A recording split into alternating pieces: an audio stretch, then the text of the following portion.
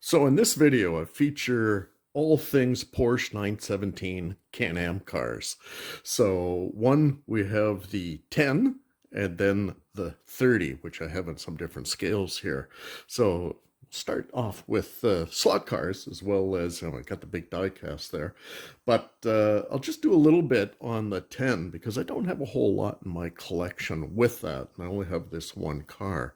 And then, yeah, I got it featured in a number of books, and I've got, yeah, I don't even have this on my sim racing, but the 30, yeah, I got tons on that. So there's lots to cover there. So on the 10 here, the L&M number 6 car, this is a Fly. I bought that in 2001 when it first came out. Fly cars were pretty early then. I think they started coming out in 1997 when I started collecting them. Fabulous cars, still love them to this day. Again, this one is Mark Donohue, if you can see here. And again, what I really liked about these cars, if I open this up, is just the detail on them. Even when you take the top off, we got engine detail. We have incredible cockpit, like full cockpit on these cars, and the motor where it's supposed to be. Again, maybe not the greatest runner for people who love wood track and really racing. Yeah, not the best, but I'm a plastic track guy. I run old Strombecker track, and these go perfect. Absolutely love them on that track. Look at that driver, too. Mark Donohue. Never looked better. Fantastic. The only criticism I have of this, and that's just because, the real car is that way, and you got to make them, is these high, look at how high up these mirrors are. And yeah, they've broken off several times and glued back on, but that's the way it goes. Problem with these sort of cars, even if you run carefully and you don't break them or don't roll them and snap them off, even if you come off and you got a track marshal, they grab the car and they can snap them off if they don't grab the car in the right spot. But just beautiful, beautiful details. Now, this car, Mark Donohue, all these Can-Am cars of the Porsche 917 were all prepared by Roger Penske and driver Mark Donohue. But in this car, Mark Donohue, before the season started, crashed during testing and broke his leg. He was lucky to survive because these cars, not a whole lot of protection. The car virtually disintegrated underneath him. He survived to come back and drive the 30 to great success in the championship. But who did drive this one is American George Fulmer.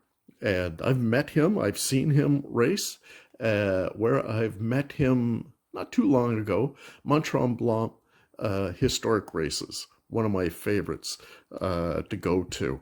And he was there, and look at this. I got him to sign this hat. He actually had these custom hats made and brought them, and I got him to sign it.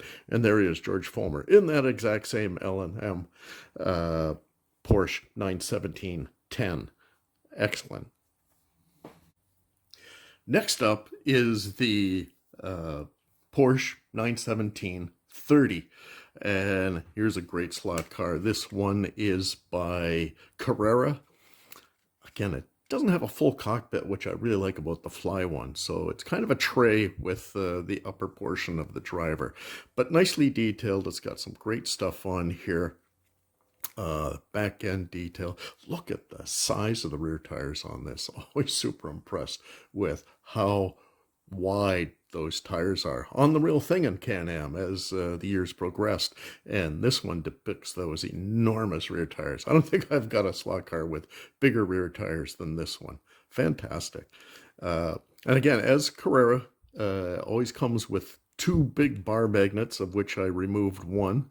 I guess Carrera track having steel rails doesn't have quite the magnetic effect, but on my Strombecker track, it's just glued. So I always take at least one out, or even the second one, I'll put a smaller one in, just so it's got a little bit livelier on the track and not just down on rails. So it makes it a little more fun. But great car, fantastic. Next up, the big scale. I love my 1/18th scale die casts, and this one's no exception. This is a CMC, and It's metal. That's why I like my diecast, 1/18 scale, and it weighs a ton.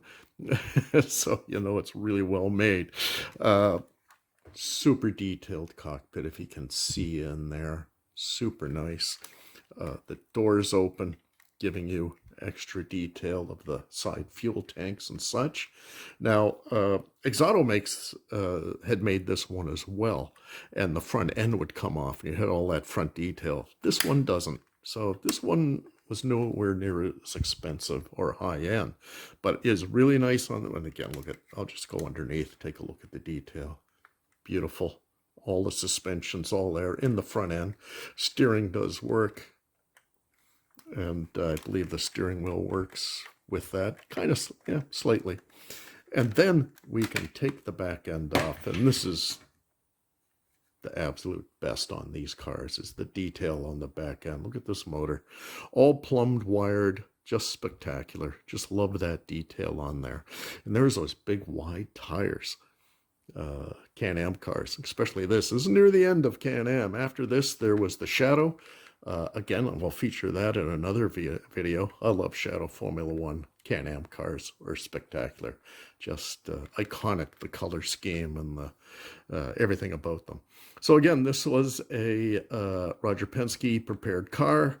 Sunoco sponsored like all of the Penske cars at this point and beyond. Trans Am as well. And again, they raced everything. But just a beautiful, beautiful car. So highly recommend. So on next, I'll go back to our, let me see, I'll open these doors so you can really check all that out. Next, back to the slot cars. We'll do a little road testing and feature those, so I can check those out on my track. Okay, track test time. We'll give this a go. Now, one of the things, this is old Strombecker track. I've had a Strombecker set since 1964. I'm sure none of this is that vintage. I think I've replaced all the pieces of track over the years. But one of the new additions, which has been fantastic, has been this transformer here, this variable voltage, which is incredible. When the guys come over, we usually run 12 volt. In some of the real hot cars, especially those early Formula One cars with the thin tires and whatnot, I'll take it right down to 10. And they run really well. Suddenly it makes cars that were almost impossible to drive really manageable. But with these ones here I'm going to take it up to about 14 volt. And in some cars I do take it right up to 15, and they handle it quite well. But anyways, we'll have a go with these cars here. I'm going to try the Fly Porsche 1710.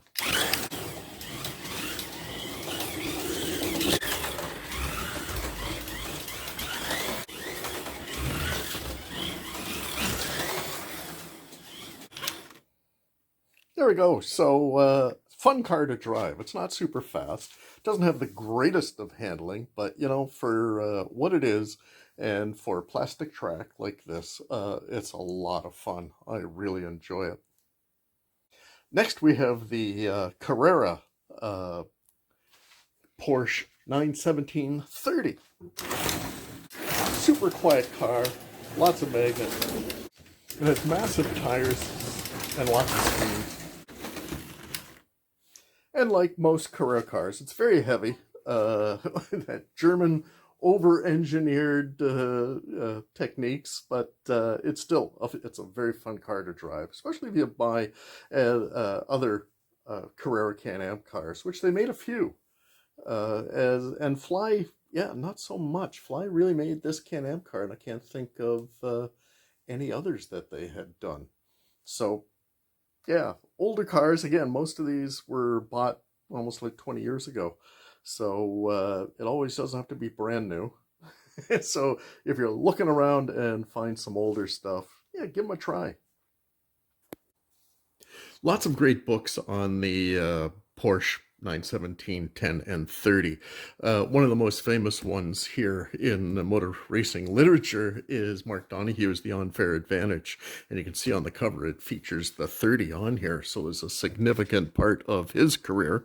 Fantastic book, an older book, but there is a whole chapter on the 10 and 30 and his development and how he created, through his development, the unfair advantage. So mostly text, very few pictures. You do see a little bit black and white, typical kind of biography, smaller format, but thick, but lots of text.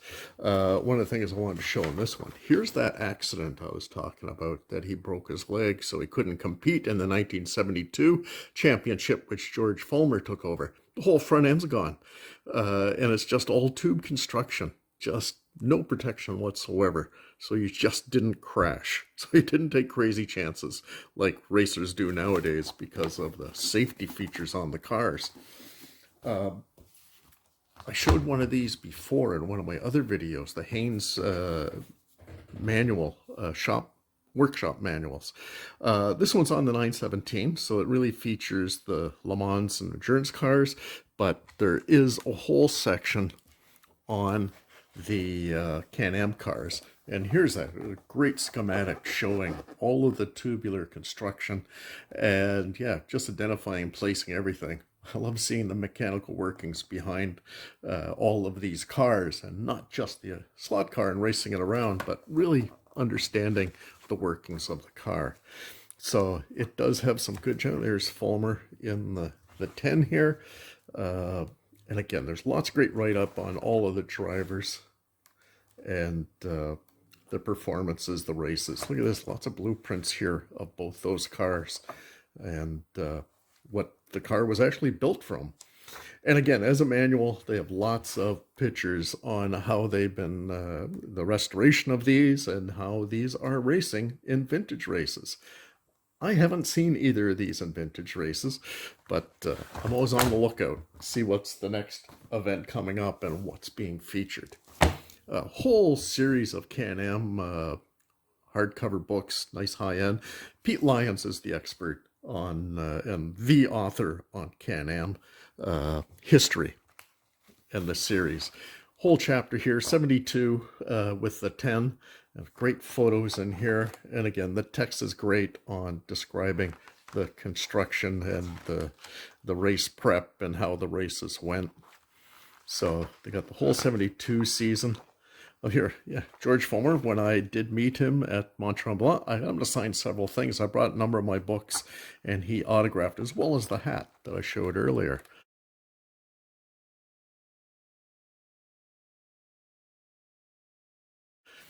So, let me see, in the 73 season, this is when Mark Donohue won the championship. Totally dominated with the 30 in 1973.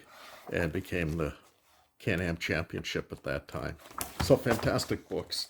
Again, another one by Pete Lyons, Can-Am racing here, showing the McLaren up front. Yeah, I love all the Can-Am cars, and whatever I could find slot car wise and books, diecast, everything, I love getting them all. So this again, broken down, 1972, showing all this development and going through here right up until the 73 season, which we have here. Look at this great, beautiful photo of Mark Donohue in that dominant car. So spectacular. So it really gives you everything you'd want to know. Another great book here, Can-Am 50th Anniversary. An incredible book. Nice big large format with the whole history of Can-Am, incredible color as well as black and white, but really interesting. It really filled with quotes and interviews with drivers from the time and with Roger Penske, all these guys. So just incredible. There we go. There's George Fulmer again. Let's see what we got here. There you go. 73 season. There's that dominant Porsche. Lots of great shots and history all the way through. Yeah, even look at these. Look at that motor. Unbelievable. What an amazing... Oh, look at this. So this is what I really like and why I enjoy looking at photos like this and then comparing it to the diecast that I have, just to see that all that construction, how it's... photograph is one thing, but to have a diecast showing all of that in dimension, just incredible. Just love it. Other book, sections... Again, I can't even pronounce his last name. I won't even attempt here. But fantastic photography and such. Sports car racing from 62 to 73. Well, he does have a nice section in the back. Mostly covers the European races and championships, but he did venture in 73 to Watkins Glen and some races here with some beautiful, beautiful photographs. And again, look at that. Look at that for detail. That's spectacular. Yeah, the construction of that car, just beautiful. Yeah, loads of stuff here. Yeah, you can see, I mean, this is the shadow. But look, there's so little protection. There's no wonder when Donahue crashed that he was lucky he just broke a leg and didn't lose them completely. There we go, Fulmer, here he is leading in a race. But anyways, just super spectacular photographs. And I love checking the photographs to the slot cars, the diecast, for accuracy. And I know the big thing nowadays is designing slot cars for wood track, so they're kind of slamming them, the cars, making them wider and lower the whole bodywork too low to get them to perform well. But yeah, that's why I prefer the fly cars and such, that they are accurate to the real thing. Other books that touch on the CanAm and the Porsche 910, and there's lots of others. These are just what I managed to collect and remember to pull out from my library to have a look at. Okay, we're going to give a sim race a shot. What I'm using here, if you can see this, Assetto Corsa, fantastic sim game, and it does happen to have the 91730, and I'm doing it on the track Laguna Seca, which this car more than likely had driven on at the time in 1973. So a little bit about this car before I get going. The amazing thing about this is 1973, with the technology, this was a 5.4 liter flat 12 twin turbo air-cooled engine. It had 1,200 brake horsepower with a top speed of 240 miles an hour. And for the technology of chassis design and tires and rubber and everything else, totally insane. Nearly totally out of control. And being a twin turbo, especially with this early technology, the turbo leg would just kick in something severe, of which I'm experiencing when using this sim. So let's give it a go. I'm going to just do a lap and then do a replay. See if I can make a lap without totally destroying the car. Here we go. Now I'm racing against other 917s, 30s.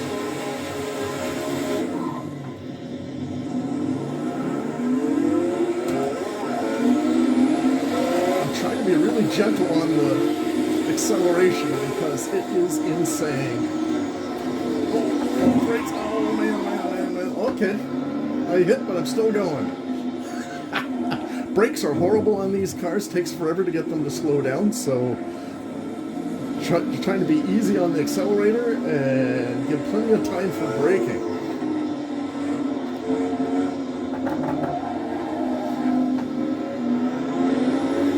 Oh, I'm getting past. I'm taking it too easy. I need more confidence. I need to be running this a bit more.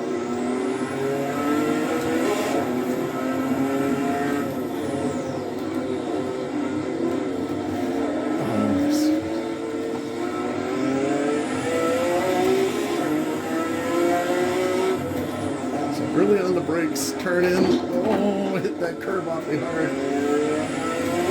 Way uphill, get to the top, got the corkscrew. See, they don't know to slow down. Oh, jeez. I did some passing. Down the corkscrew. This is crazy. Scary. Gotta slow down.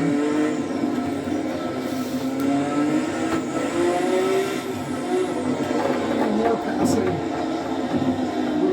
Oh, under the gravel. Down in the first. There's only 4 gears. So,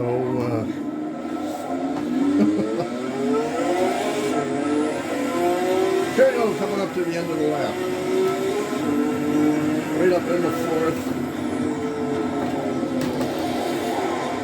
Shifting way down. Look, I get totally immersed. I can't stop. I gotta keep going.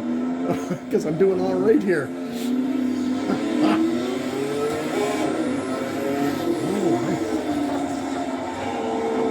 I got past somebody else. Oh, I got hit. Oh, hit again. AI cars, they're ruthless. Not that I didn't hit them too, but that was by accident. I think they're deliberately gunning for me.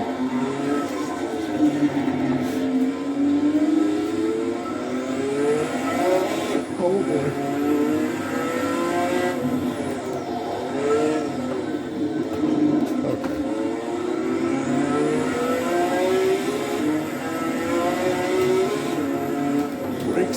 Brakes. Oh, yeah, okay, I hit him, so that's fair. I'm still hitting him. I'm using him as a guardrail to keep me on the track. Oh no! Oh, I hit this corner again. I'm bad at that corner. I'm downhill. Well, I'm up to 11th, so I'm doing better than I thought, even though it's been a bit of crashing and smashing to get there. Down the first slow corner here, and then here's the main straightaway, which I can open her up.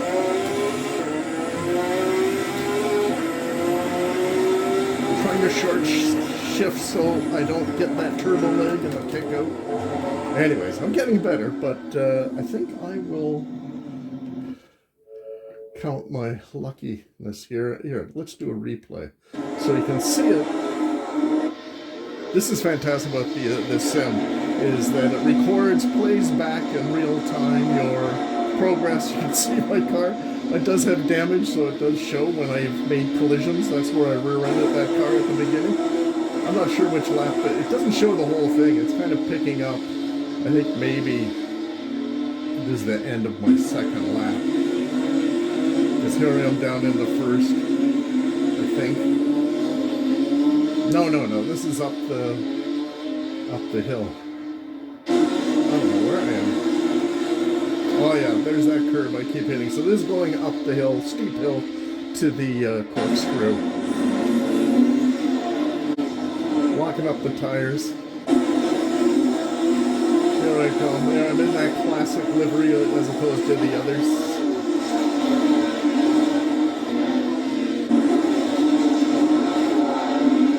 There we go.